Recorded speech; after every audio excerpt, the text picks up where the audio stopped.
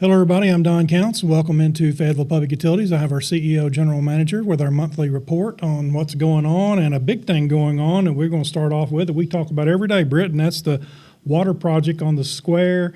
That is a major operation, and you've been there pretty much every night to kind of oversee that and look at it. It's a lot going on up there. It is, and we're almost done on the north side as far as temporary right now. Then we get the east side done and make the other ties with the other fire hydrants that we got to tap into. Then we'll come back. We'll make all the service ties at a later time, which I'll inform everybody around the square when that's going to take place. But we had to disinfect and back T-test on the new water line to be sure it's good, safe, quality drinking water.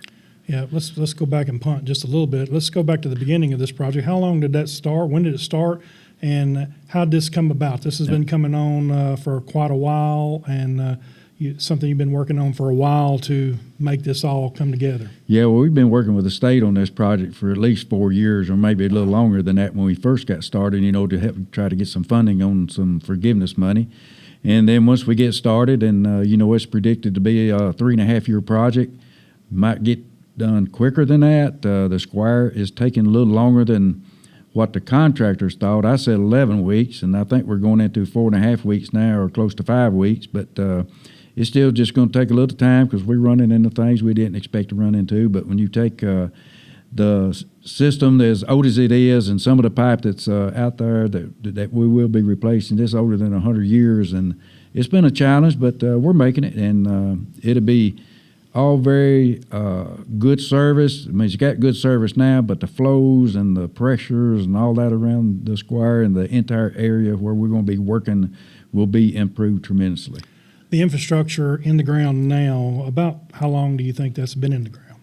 I'm going to say, I know we run into some that's over 100-year-old. Wow. So that's amazing. It's been overdue for a long, long time. And if you don't do things at the time that it needs to be done, eventually it's going to catch up with you, and it's going to cost you more because you can look at how everything is inflated as far as material costs, delivery times, and all that. It just keeps going up.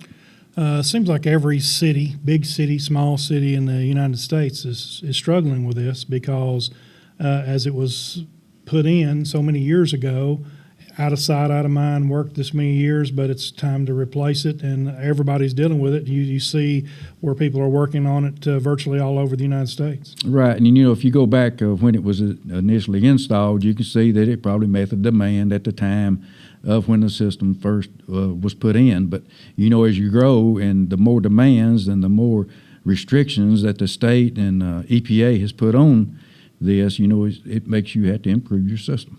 And when you talk about water in general, as you're talking about the EPA and testing the water, you also got to deal with fire protection as well. Fire protection, as well, that's up around the square. When we had the small fire back a few years, they had a little problem. But back then, like I said, when those fire hydrants was tied in, or some of them was tied in on a 4-inch line or a 8-inch line and those kinds of things, which 8 inch is fine, but it actually requires now you have to have a 6-inch line to a fire hydrant to get the proper flow. But then you have to change the main lines to be sure that you can provide the flow, because you got a 6-inch line doesn't mean you can provide it if you don't have the proper all the way back to the main. Yeah. And as you're doing this project, you are emailing all the as many of the merchants on the square and people around the square, as many as you have, to notify them and let them know what's going on, because that was our main goal in this whole project, was to make sure that the public was informed on what was happening, because there was going to be some aggravation to them. Right. It's going to be aggravation, and but so far working with the business folks around the square, they've been really, really good to work with, and haven't had a lot of complaints. And, if there is a complaint, just, it's like I say every morning, just let us know, and we will address it. And if it's something that we have torn up, we'll replace it or fix it or whatever we got to do, because, it's our responsibility, and we're accountable, for what's going on, and we're going to get it back where it needs to be. As we're getting ready for first Saturday this week, I think on Thursday night, which is 2 nights from tonight, we will be cleaning up, trying to get everything ready, as ready as we possibly can be for an event like that on the square. Right. I met with the contractors and told them what we're going to have to do for the event. And we want to make it as safe as we can make it and not be in the way with the plates or the traffic barrels and all those kinds of things. So we're going to pick up everything. We're going to sweep the street on Thursday night and get all that done and have it ready for the weekend event. And if somebody sees something between Thursday night, like through Friday, please let us know so we can get it corrected or whatever we need to do to be sure it's in good shape. Very good. That's very good. And Monday you will start back again and continue on. Monday we'll bring plates back in, traffic barrels back in, and start moving down the east side of the square, which is going to be a little bit different to mess with because of where the water meters are actually located. Then you got all the brick, on the steps, and we know there's a lot of traffic that goes in some of those businesses on that side, just like the south side, and but we're going to try to, again, make it as safe as we can so we don't interrupt any service. You might mention where our contractors are storing their pipes and tools. I know it came up in one of the city meetings. We got a storage down here on the corner of College and Lincoln. Where Old Schrader's Auto Parts. That's correct. And then we got storage out there in front of the Best Western on the bypass where we're storing as well. So that's our two storage areas where we got material, where you don't have to go so far to get material. This right here on the corner off the square has helped us out tremendously because we got equipment parked down there too that, we just bring up the street and we go to work. Yeah, that's very good. And that other one on the bypass is next to Blimpie across from Best Western, as he said. One thing that we want to talk about too is you're talking about water, is our water quality. We are required by the EPA to put out a water quality report each year, and our report is now out. Our report is out, and if there's any questions on that, we have to meet all those requirements of doing all this reporting and get back with EPA and TDEC and make sure that we're above board on the service that we provide. There is a lot of documentation that your guys have to do at the water plant, and I guess all this documentation is then compiled and the results come out so in other words, when you see it, it'll be the 2024 water quality report, and you can visit our website or stop by our office for a paper copy, and we have those here, and also we have a QR code on our bill that you can check it out too. So that's correct. That's pretty good. Let's talk about June begins our summer rates. That's June, July, August, and September, which are typically higher than transition months like October, November, April, and May. You know all about that, and that you might explain a little bit of that if you can. Well, it's a TVA rate structure. The way that it's set up, you got a summer rate, you got a transition months, and then you got a winter rate. So the months that they've put out there as far as the summer rates compared to the winter rates and transition months, usually during the transition month rates it goes down. The summer rates, you don't know what to expect, especially on the fuel cost adjustment side as well as the winter. So, those rates go into effect now. All right. 90 years ago, there wasn't any electricity. Like there's places in Lincoln County now that probably still don't have internet, but we're working on that really close. And 90 years ago, they were working on trying to get electricity here. We had a big celebration on May 9th. We had a reception with the Tennessee Valley Authority, presented the TVA FPU TVA Board of Directors celebrating 90 years. It was a big celebration, and we'll be celebrating that for the rest of the year. Yeah, we got a good, strong relationship with TVA, and they've been good to us, and there's a lot of things that's making changes within the TVA area, and we're trying to keep on top of that to see what's going to be happening. I don't believe in rolling power outages, and that really bothered me when we had to do that, but we didn't have a choice. But TVA is our regulator, and if that's what we got to do, that's what we have to do. We just hope we don't have to do it through the summer peaks, and because the loads are picking up, the grid is becoming more vulnerable as far as having enough capacity. But TVA is making a lot of changes to increase capacity, so I hope that we do not and don't expect really to run into a problem of having rolling power outages. We've made some adjustments here with some of the things that we've done to actually help if we had to reduce. We got some things in place to do that, but I guess we never know because the grid is full, and that's something that TVA, including the local power companies, are working on things they can do to actually increase that capacity. That is correct, and they've put a lot of things in place and to meet the requirements, and we hope to be there. We have put some other things in place to maybe reduce somewhat on the voltage side a little bit, keep from having to roll a power outage. But like I said, we don't expect it to happen, and TVA feels pretty confident that it won't happen. That's good. That's good. Well, just to increase that capacity is not a easy 1, 2, 3 thing. It's expensive, number one, and number two, it takes a while to get something like that built. It does. You're to build a new substation right now. The numbers that I'm getting of what it would cost to do that, which we've been checking into, and the time frame. You're 3 years out. If you want to start building another substation right now, based on size, you're probably looking at 3 years out. Wow. And when you see growth, and we hear it all the time about growth, whether it be a subdivision or whatever, there's so many things involved. That's the same way in industrial development as well. If you bring a company in here, we've got to be able to feed them, and we also would have to be able to feed them power or water or sewer or whatever in a subdivision as well. That is correct. You can't wait till the last minute to plan, and if you don't know, you can't plan. That's right. And you are involved in a planning thing with the steering committee. You might talk a little bit about that. That's something where they're trying to look out many years ahead. That's the direction of this committee. That's what they're wanting to do, to put something together to be ready and see what direction we need to move. And I hope it all works out for the best of what the future holds. And we're going to try to be the best that we can be. But again, right now we know the areas that we need improvements, and we're making those areas of our new budget that just got approved by the board with our capital work plan, and a lot of that is increasing some areas that we are aware of that needs to be done.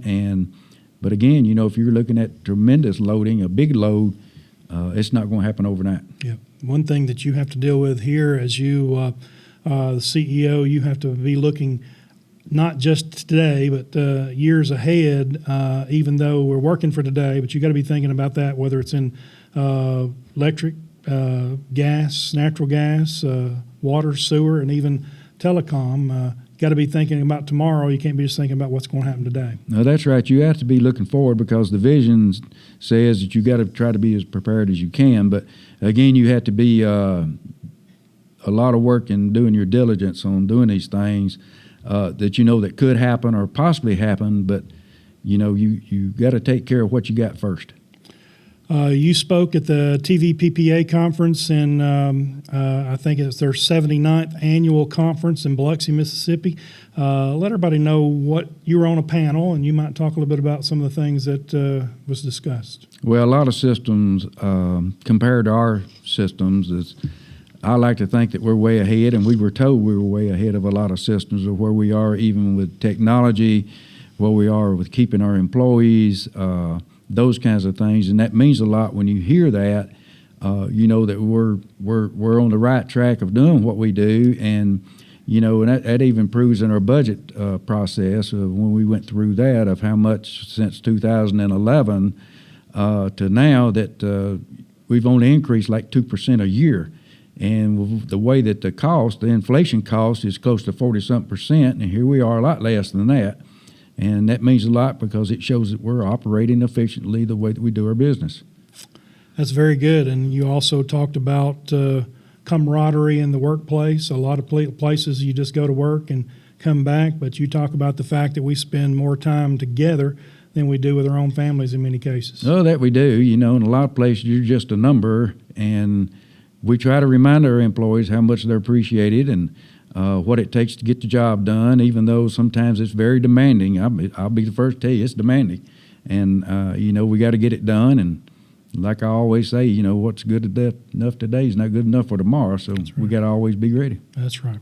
Employee retention is very important to you as we work toward working with this morning. I think we had the Washington Youth Tour people in, our Student Utility Board. We're always looking at young people, trying to give them an opportunity to come back home and live and have a good job and retain those people. That's right. And the younger group right now will have areas of advancement coming up. We have at least 10 to 12, at least on the electric side, that's going to be retiring here within the next 4 to 5 years. And, you're talking about people with 30 years, 35 years, 20 years, 25 years of experience that's going to be leaving. And, we're working and really hard to get this younger group trained so they can step up and have the opportunity to grow.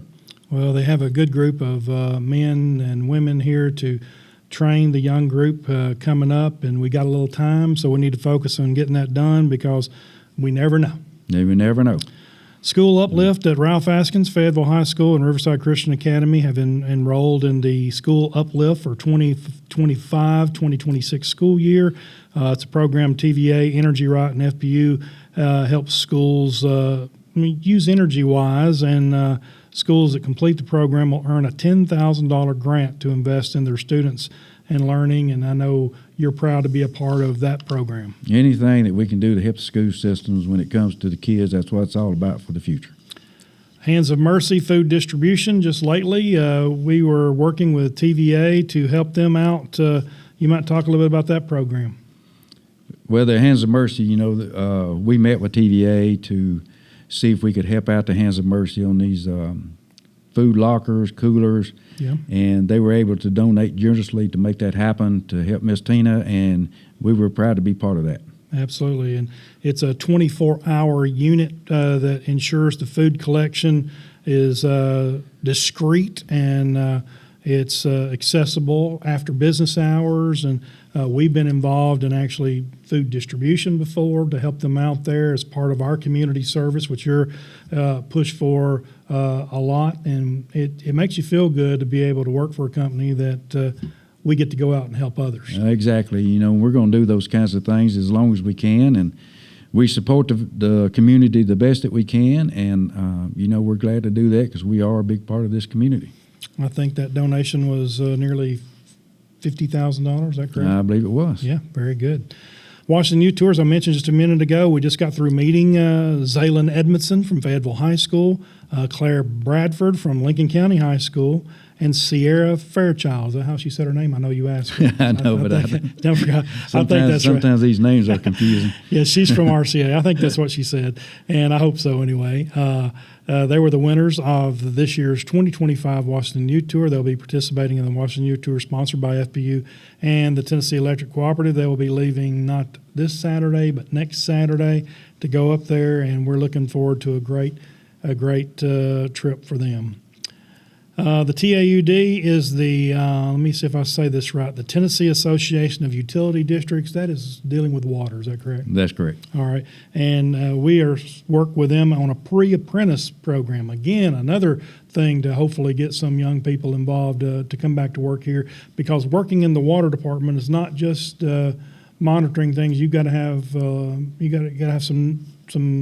education, I guess, and maybe some certificates. You might know. Yeah, you have to get licensed to be a certified operator, and it takes a few years before you can even take the first test. Same thing it is on the wastewater side, and getting good people to be able to do that job is very demanding. When I talk about demanding, everything that we do to get trained and qualified to do our jobs, it's demanding today because of the state requirements, and you're dealing on the power side, you're dealing with NERC. You're also dealing with TVA, then you're dealing with TAUD and TDEC and EPA on the other sides, and Tennessee Gas Association. You got requirements as far as TPUC and those kinds of things. So there's a lot that we have to be qualified and certified to be able to do our job.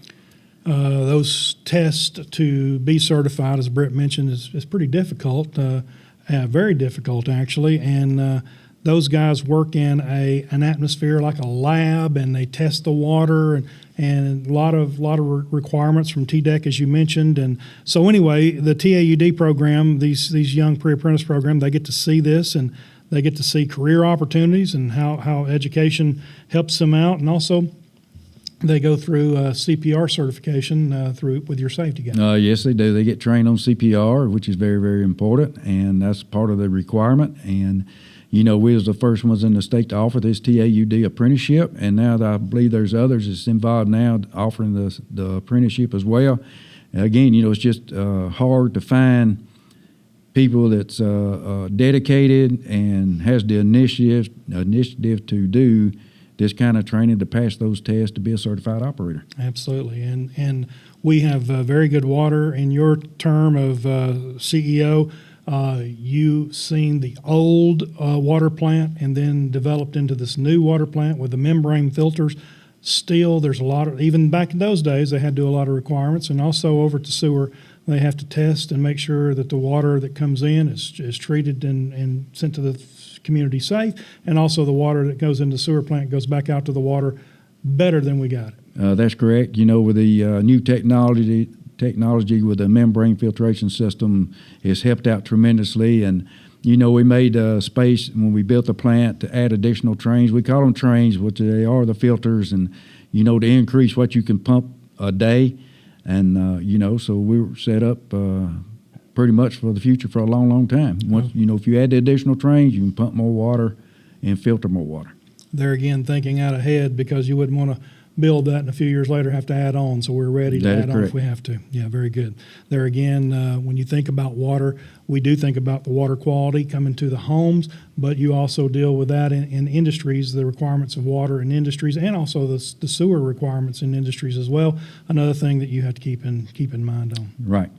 All right, the Student Utility Board, that's something else you talked about when we was in Biloxi, talking to the people about that. Again, we just got through having a really good group of Student Utility Board this year, ended their monthly meeting at the wastewater plant in April, and then had Awards Day on May 8th. And something that we do, Britt, is we give one of those who gets all the points or gets the most points a scholarship, and this year was Briar Corder. That is right. Briar Corder was the winner. It's how much you participate in all the events, especially when we're working with the community. And, I know students today are very, very busy on getting that dual education and those kinds of things. But, that's what it takes, and that's what you want for people coming back maybe someday and going to work is what you hope for with the Student Utility Board because we got 3 on staff now, I believe. You got Navarre that's in the cybersecurity department, and you got Riley that's in the marketing, and we got Joe Kia that's a dispatcher back there at the dispatch desk. And so, you come across some good students. It's a good way to recruit. That's good. You started the program in 2010. We have 3 employees now and 3 really good ones, and we hope to get some more in the future. Yes. The flags all around town were put up by FPU. That was we had them up before Memorial Day. We had that picture was on the front page. It makes you feel proud to be able to participate in patriotism this time of year throughout the summer. Right, and it's to show appreciation, and we never show enough appreciation to everybody that fought for this country, and we're able to sit here and talk about it. And those folks that they are they're good to have. Yep. When you come to speaking of veterans and those that served that didn't make it out and those kinds of things, and we really appreciate everything they did. Again, because if they hadn't done what they did, we wouldn't be here talking about it today. Absolutely, we're very, very, very, very blessed. FPU will be closed on June 10th. That's Thursday, June 19th. That's the first year that we've celebrated that holiday. And we're still going to be available 24 hours a day. We're here, 433-1522. You can also get on Smart Hub to look at things. If you want to see about power outages or whatever, we have a power outage map. I know you're proud of that. A lot of people look at that and keep in touch, and maybe it might reduce unnecessary people calling if the show's on the map. Right, and that's a good point. That give me a chance to touch base on this a little bit, because when we do, the news stations, when they report that that if FPU's got 2,000 customers out or 3,000 customers out, that also is a count. Like if we have a substation breaker just to operate, and what I mean by if it opens up and it kills the power to 1,000 customers. Like a blink, and then it recloses where everybody comes back on. It restores that count, and it will show, on the outage map that we got 1,500 people out, but, sometimes we only got 300 people out. Right. So, but we had to have time to go in there and clear all of that, because we don't want to mislead people. And that's the reason why we try to get on radio and say, well, our number's this. Yeah. And so, but if you see a blink, and if it's 2 substation breakers that operate like during a big lightning storm or something, which that happens, and it can show that we got 6,000 people out. And then sometimes we do have 6,000 people out, but sometimes we do have just a blink. Yeah, there is a network of that the news agencies, including our local news people, are looking at to see what the power is. And that what he's saying is sometimes that number is not exactly accurate. So some people panic when you start seeing 6,000 out. We have had some pretty big outages, but things just happen. But we have people on duty 24 hours a day, 7 days a week to jump on it if something like that happens. Right. Now, at the time that it happens, it is accurate. But at the time that maybe it gets put out, right. Those numbers can change tremendously over if it was just a blink to give us time, because it's all recorded and it goes out to our outage viewer map. Right. So we try to get it cleared up as fast and as much as we can. But when you got a lot of phone calls coming in with outages, we're not worried about going over and clearing up what's been turned back on. Our main thing is to focus on those that do not have power to get them back on. That's right. Our dispatchers have a lot to take care of when something like that happens, and we're proud they're here and they do a great job. And we appreciate all of our employees who are available out during the lightning and the bad weather. And in your case, you got people working overnight, third shift now, on the square, and you're up there too some. So we have a lot going on, and you have to keep up with all of it. Thank goodness it ain't me. We do have a lot, but it's just a challenge, and that's part of the job, and that's what we got to do, and make sure that we satisfy our customers the best that we can within reason. And like I said, this square work is very, very complex. And when we move off the square, it's going to be like that, because we got to go down Mulberry Avenue at some point in time on this job. We got to go up North Main, all the way up around Brad Avenue. So, we're going to be digging a block, 2 blocks off the square, headed north, and then headed east. Like I said, we got to go all the way down Mulberry Avenue to the bypass to tie all this in again. And, we're working as well on redundancy. We need redundancy to be sure, if something bad happens, we hope that we got things in place to be able to supply water. All right. That sounds good. And we're going to continue doing daily reports as often as we can to let people know what's going on. And you're going to continue doing your emails to let the people know in that area. And I guess as we move on to different areas, we'll talk to different people just to let them know what's going on. That's right. All right. Anything else before we go? I do appreciate the work that our employees do, and I also appreciate the patience. I know it's aggravating around the square, and when we move off the square, we're going to have more folks that's going to get aggravated of what has to be done. But I do appreciate their patience, and had a good conversation with one of the customers on the north side of the square last night, and got through explaining more in detail, and I believe that really helped by not understanding to where now you got a better understanding of why we have to do what we do. Sometimes the one-on-one conversation sure fixes a lot of problems, and maybe that solves a lot of misinformation, which we see so much of that, whether that be on social media or just by word of mouth. Fortunately, if you really need to know the information, we'll be glad to give you and help you any way we can to give you the facts instead of the not-so-facts. Right. If social media, some ways it's good, but most time it's not good.